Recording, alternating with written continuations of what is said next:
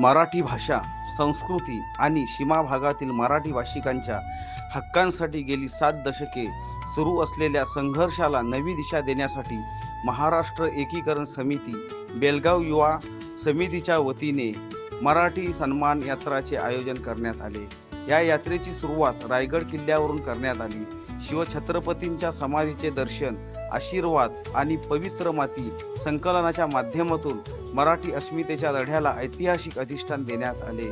सीमावादग्रस्त भागातील मराठी भाषिकांच्या दीर्घकाळ प्रलंबित प्रश्नांकडे राष्ट्रीय लक्ष वेधणे आणि हा लढा अधिक संघटित व प्रभावी करणे हा या यात्रेचा प्रमुख उद्देश आहे।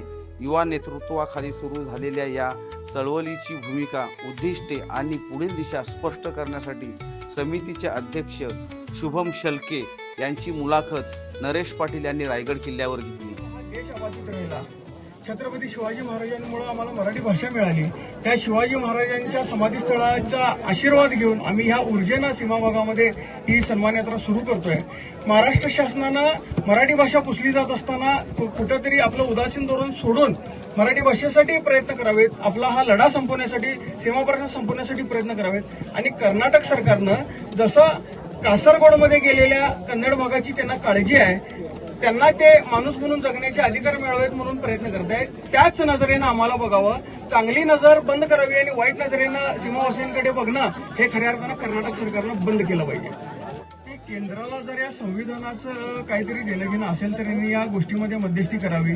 फक्त कागदोपत्री किंवा तोंडाला पानं पुसल्यासारखं फक्त काहीतरी घोषणा करावी आणि त्यानंतर त्याकडे दुर्लक्षित करणं केंद्रानं बंद केलं पाहिजे। कारण संविधानावर देश चालतोय असं म्हणत असताना संविधानाची पायमल्ली रोज कर्नाटक सरकार करत असते।